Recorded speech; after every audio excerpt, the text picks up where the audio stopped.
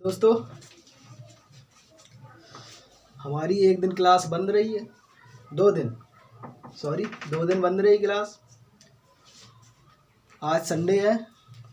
आज हमारी क्लास फिर से शुरू हो रही है। जो सवाल हमने बताए थे उसके आगे हम आज सवाल बताने जा रहे हैं। जो सवाल आपको ना आए हों वो सवाल आप हमें भेज सकते हैं, कमेंट कर सकते हैं। ठीक है, देखो तो फिर ये सवाल। विद्यालय में 90% छात्र अंग्रेजी में, 85% छात्र गणित में सफल होते हैं। 150 छात्र दोनों विषयों में सफल होते हैं। यदि कोई भी छात्र दोनों विषयों में असफल नहीं होता, मतलब दोनों विषयों में कोई असफल नहीं हो रहा, सिर्फ एक ही में हो रहे असफल, तो छात्रों की कुल संख्या क्या है? 90% छात्र अंग्रेजी में, 85% छात्र गणित में सफल होते हैं। तो दोनों विषयों में कितने छात्र सफल हो रहे हैं, ये कैसे निकालोगे? इसको निकालने के लिए 90% अंग्रेजी के प्लस 85% गणित के, इन दोनों का जो योग होगा, इन दोनों का जो भी योग होगा उसको हम 100 से माइनस कर देंगे। 100 से इसको हम माइनस कर देंगे। तो 100 से जब हम इसको माइनस करेंगे तो कितना आ जाएगा? ये 175 हो जाएगा। तो 100 से माइनस करेंगे कितना आएगा? 75। यानी 75% जो स्टूडेंट हैं वो दोनों विषयों में सफल हैं। दोनों विषयों में सफल है। सवाल दे रहा है कि 150 छात्र दोनों विषयों में सफल होते हैं। तो हमारे हिसाब से 75% छात्र दोनों विषयों में सफल हो रहे हैं। 75% की वैल्यू 150, तो 75 दूना 150, यानी 1% की वैल्यू 2। टोटल है कितने? 100%। 100 से घटाया था तो 100% की वैल्यू 200। छात्रों की कुल संख्या क्या है? छात्रों की कुल संख्या 200 है।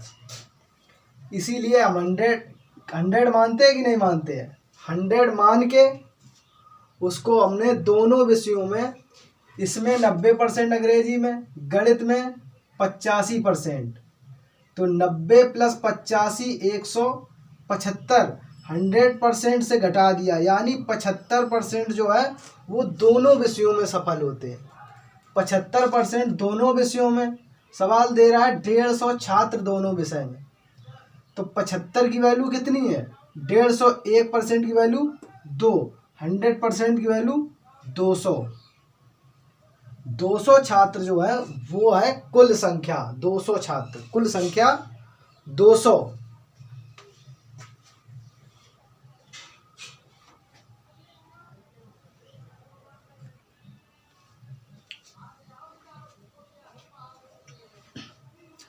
देखो भाई, ये अगला सवाल 39 नंबर। एक कॉलेज में 40 छात्रों को समूह ए में, 40% छात्रों को समूह ए में रखा गया। शेष छात्रों के 75% छात्रों को समूह बी में रखा गया और शेष 12 छात्रों को समूह सी में रखा गया। तो कुल कितने छात्रों ने समूह के लिए आवेदन किया था? टोटल छात्र कितने हैं ये निकालना है हमें। 40% छात्रों ने समूह ए और शेष छात्रों के 75% ने समूह बी और शेष 12 छात्रों को समूह सी में रखा गया। देखो इसको कैसे लगाते हैं। हम मान लें टोटल छात्र जो थे वो 100, टोटल छात्र 100 थे। कह रहा है कि 40% छात्रों को समूह ए में रखा गया, तो 100 का 40%, 100 का 40% क्या हुआ?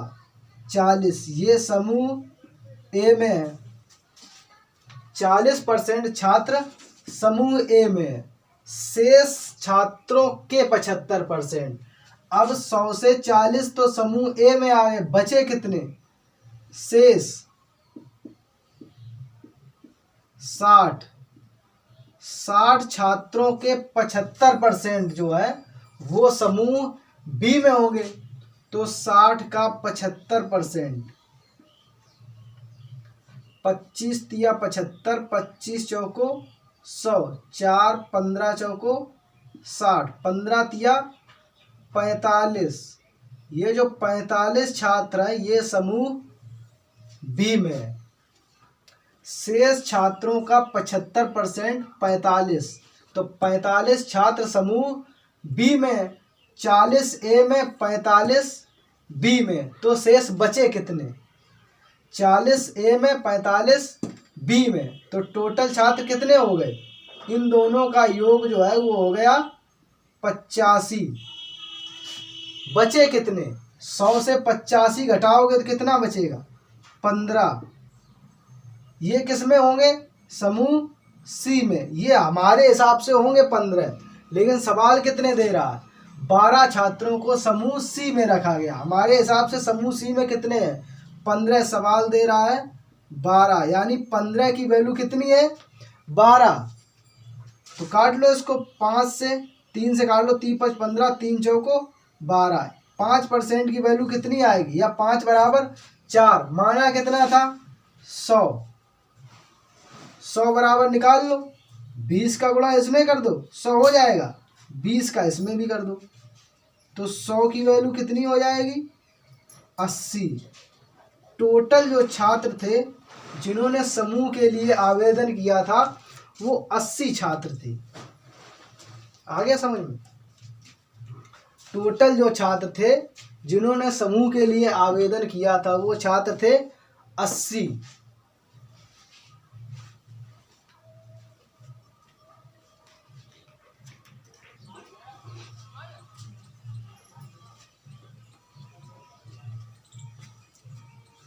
देखो अगला सवाल।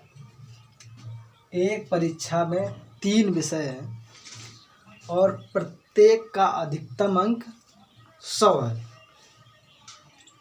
एक छात्र पहले विषय में 60% तथा दूसरे विषय में 80% अंक प्राप्त करता है। उसे कुल 70% अंक प्राप्त होते हैं, तो तीसरे विषय में उसे कितने प्रतिशत अंक प्राप्त हुए? इसको कैसे लगाएंगे? 3 विषय हैं, प्रत्येक का अधिकतम अंक 100 है। प्रत्येक का अधिकतम अंक 100 है। पहला विषय, दूसरा विषय और तीसरा विषय।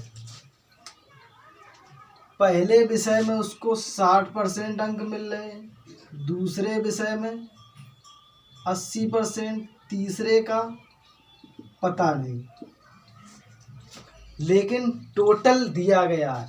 टोटल दिया गया। ये वैसे ही सवाल है जैसे समझ लो कि हाई स्कूल में 6 विषय होते हैं, 600 का पूर्णांक होता है, यानी अधिकतम अंक 600 होते हैं, और एक पेपर 100 नंबर का होता है। अगर तुमसे कहा जाए कि 600 का मान लो 600 अधिकतम अंक, मान लो यार 3 की जगह अगर 6 होता, 6 विषय थे तो प्रत्येक का अधिकतम अंक 100 ही होता, तो टोटल 600 होते जाके।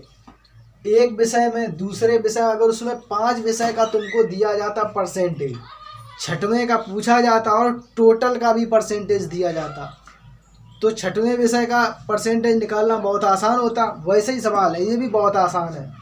देखो, उसे कुल यानी टोटल का 70%। टोटल मतलब ये है कि 3 विषय हैं, प्रत्येक का अधिकतम अंक 100 है, तो कितने होंगे अंक? 300 होंगे अधिकतम। 3 विषय 100 के होंगे तो 300 हो जाएंगे। इसका कह रहा है कि 70% जो मिलता है अंक, 300 का 70%, तो कितना आएगा 210। यानी जो है तीनों विषय का योग, तीनों अगर विषय का योग पूछे तो कितना होना चाहिए 210। तीनों विषय का योग 210। पहले विषय में उसको 60% अंक मिलते हैं। अब विषय जो है पहला या दूसरा या तीसरा, अधिकतम अंक कितना है 100। 100 का अगर 60% निकालोगे तो 60 ही आएगा। ठीक है, तो पहले विषय में उसको कितने मिल रहे हैं 60 अंक। 60% 100 का 60 ही होता। तो दूसरे विषय में भी 100 का 80% निकालेंगे तो कितना आएगा 80 आएगा। आएगा कि नहीं आएगा? 100 का 80% या 100 का 60%, 100 का 50%, जो भी होगा वो उतना ही होगा। तो इस पहले विषय में 60 अंक मिल रहे हैं, दूसरे विषय में 80 अंक, टोटल कितने मिल रहे हैं उसको 210। तो इन दोनों का योग इससे घटा दो, तो इन दोनों का योग कितना है 140। 140 इससे माइनस कर दो, 0 से 0, ये 1 है, इससे हासिल लेंगे। तो 11 से 4 गई 7। तो तीसरे विषय में उसने कितने अंक मिलेंगे 70 अंक मिलेंगे। 100 का पूर्णांक यानी 70% ही अंक मिलेंगे उसको। मिलेंगे कि नहीं मिलेंगे? 100 का 70% 70 ही होता है, यानी उसको तीसरे विषय में कितने प्रतिशत अंक मिलेंगे 70% अंक प्राप्त हुए उसको, या 70 कह दो। ठीक है, बहुत आसान क्वेश्चन था भाई।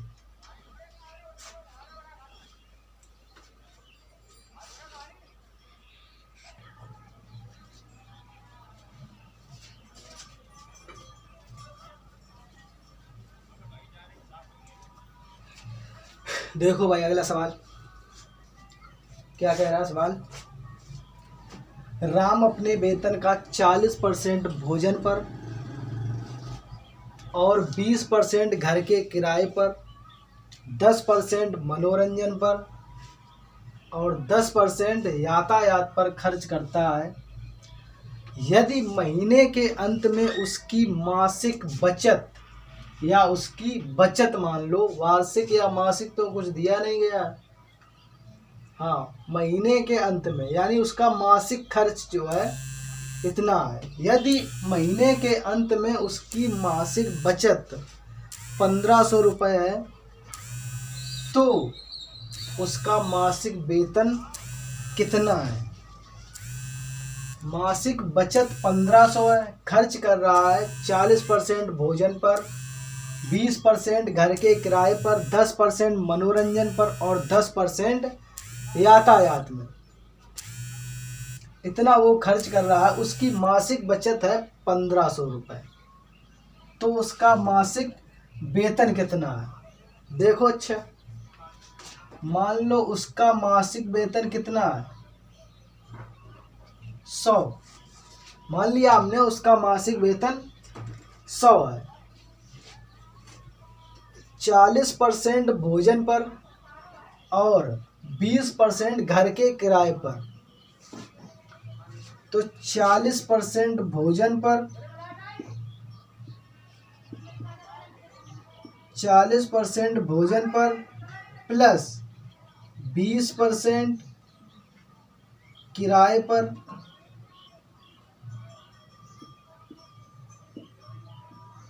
20% किराए पर, घर के किराए पर, 10% मनोरंजन पर, 10%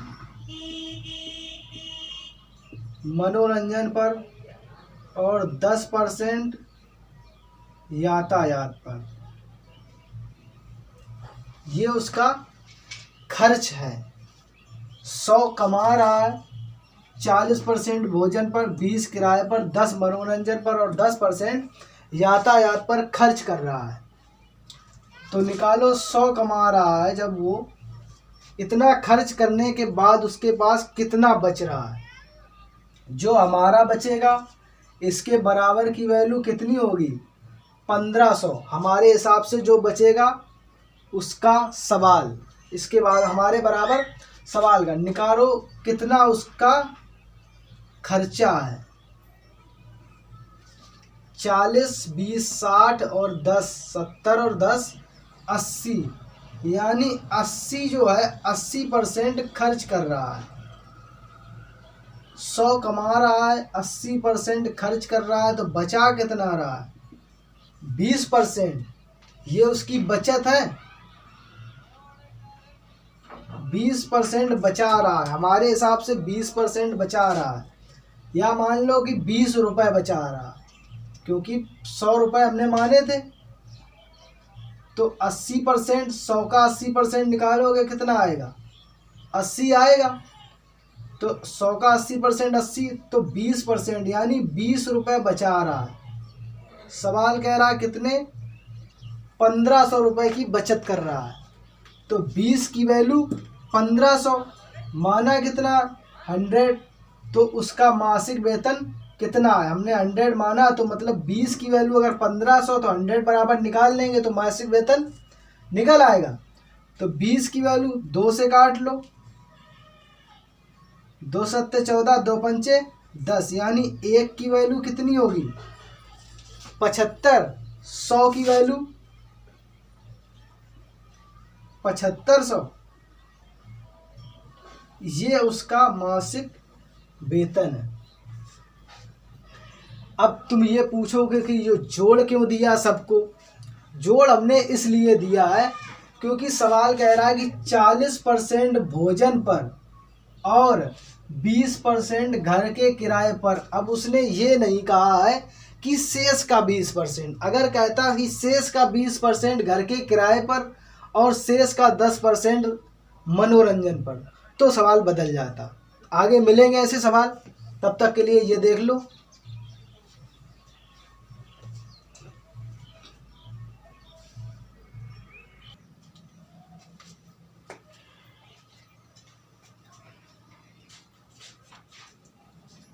देखो भाई अगला सवाल, उस सवाल में और इस सवाल में क्या फ़र्क है?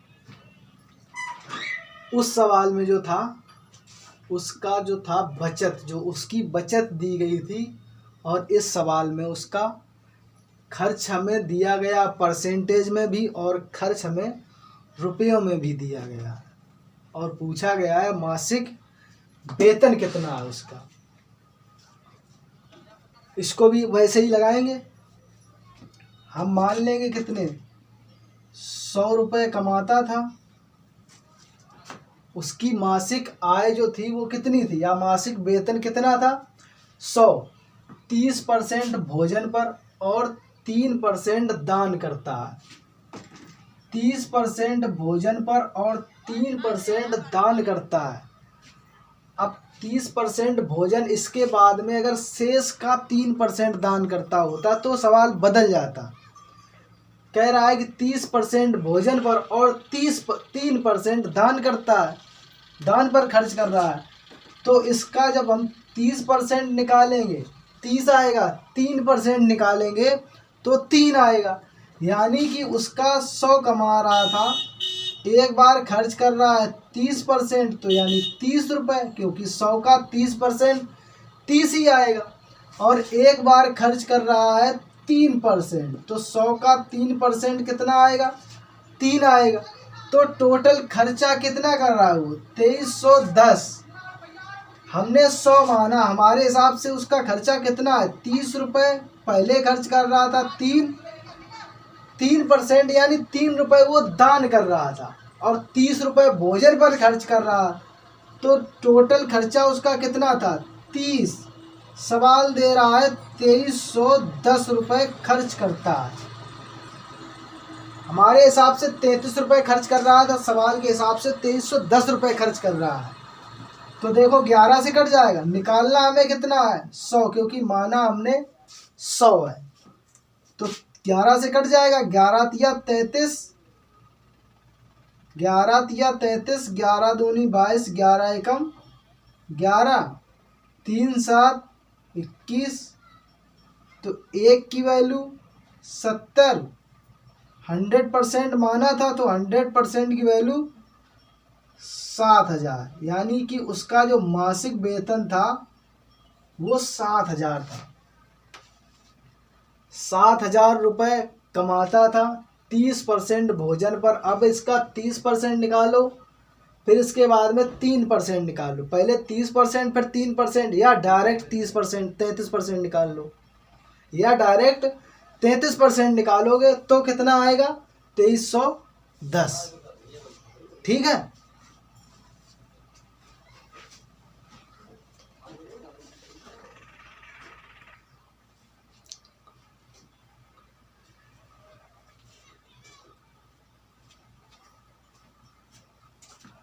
देखो भाई अगला सवाल। मिस्टर कपूर अपने कुल वेतन का 20% घर के किराए पर और शेष वेतन का 70% घरेलू खर्चों पर खर्च करते हैं। यदि उसकी बचत, किसकी? मिस्टर कपूर की बचत 1800 रुपये हो तो उसका वेतन ज्ञात करो। ये सवाल पहले जो बताया था उससे थोड़ा हटके है। उसमें क्या था, 20% घर के किराए पर और यहाँ शेष लगा, उसमें क्या होता था, और लगा था, सिर्फ और सिर्फ और लगा था, और के बाद में दी गई वैल्यू प्लस में आती थी। और 40% मान लो मनोरंजन पे खर्च करता था। इसमें क्या है, शेष वेतन का, यानी 20% खर्च करने के बाद जो उसके पास बचेगा, बचा हुआ वेतन, उसका जो है 70% घरेलू खर्चों पर। तो 20% खर्च करने, घर के किराए पर खर्च कर रहा है, इसके बाद में जो बचेगा उसका 70% घरेलू खर्चों पर। इसके बाद फिर जो बच रहा है वो उसकी बचत 1800 रुपये दी गई है। देखो फिर इसको कैसे लगाएंगे। हम मान लेंगे कि उसका मासिक वेतन या उसका वेतन कितना है, 100 रुपये। ठीक है, 100 रुपये हमने मान लिया। 20% घर के किराए पर खर्च कर रहा है। 100 का 20%, 100 का 20% कितना होता है? 20। ये घर के किराए पर खर्च कर रहा है, ये किराए पर खर्च कर रहा है, 20 रुपये किराए पर खर्च कर रहा है। 100 थे, 20 किराए पर खर्च कर दिए, बचे कितने? 80 तो बचे। 100 थे, 20 किराए पर खर्च हुए, बचे कितने? 80। अब कह रहा शेष का, बचे तो शेष तो यही तो बचे, शेष का 70% घरेलू खर्चों पर खर्च करता है। अब 80 बचे हमारे हिसाब से, तो 80 का 70%, 80 का 70%, जीरो से जीरो कट जाएंगे। 80 का 70%, 8 सते 56। ये जो 56 रुपये हैं ये घरेलू खर्चों पर खर्च कर रहे हैं, ये घरेलू खर्च है, ये घरेलू खर्च है। और ये घर का किराया, मतलब घर के किराए पर 20 रुपये खर्च कर रहे हैं और घरेलू खर्चों पर 56 रुपये खर्च कर रहे हैं। अब 20 रुपये ये खर्च कर रहे थे, 56 रुपये ये खर्च कर रहे हैं। कमा कितना रहे थे? 100। अब बचा कितना रहे? इन दोनों को जोड़ दो, 5 2 7, यानी 76 रुपये खर्च हो रहे हैं। 76 रुपये खर्च हो रहे हैं। कमा रहे थे 100 रुपये, तो 100 से 76 घटाएंगे तो कितना बचेगा? 100 से 76 घटाएंगे तो कितना बचेगा? 24। तो कितना बचा रहे हैं? 24 हमारे हिसाब से बचा रहे हैं। सवाल कह रहा है कि 1800 रुपये बचा रहे हैं। समझ रहे हो? 100 का 20% घर के किराए पर, यानी 20 रुपये घर के किराए पर खर्च कर रहे हैं। बचा कितना? 80। शेष वेतन का 70%, शेष 80 तो बचा। 100 पे 20 जब खर्च हो गया तो 80 बचा। 80 का 70% घरेलू खर्चों पर, यानी 56 रुपये। 80 का 70%, 56 रुपये घरेलू खर्च में निकाल दिए। यानी टोटल खर्चा जो हुआ कितना हुआ है? 76 रुपये। टोटल खर्च जो हुआ है वो 76 हुआ है। तो 100 कमाया, 76 खर्च किया, तो बचा कितना? 24 ही तो बचा। लेकिन सवाल दे रहा कि उसकी बचत जो है वो 1800 रुपये है। हमारे हिसाब से 24 सवाल 1800, काट लो इसको। निकालना कितना है? 100 बराबर जो आएगा वो उसकी मासिक वेतन वही तो होगा। तो निकालो, 6 चौको 24, 6 तिया 18, कट जाएगा। अब चाहो तो इसको और काटो या ना काटो, क्योंकि निकालना हमें 100 बराबर है 25 का गुणा इसमें कर दो, 25 का गुणा इसमें कर दो। तो ये 25 चौको 100, 100 बराबर निकालना था, और 25 दिया 7500। तो कितना कमा रहा था? 7500 रुपये। समझ रहे हो? 7500 रुपये वो कमा रहा था।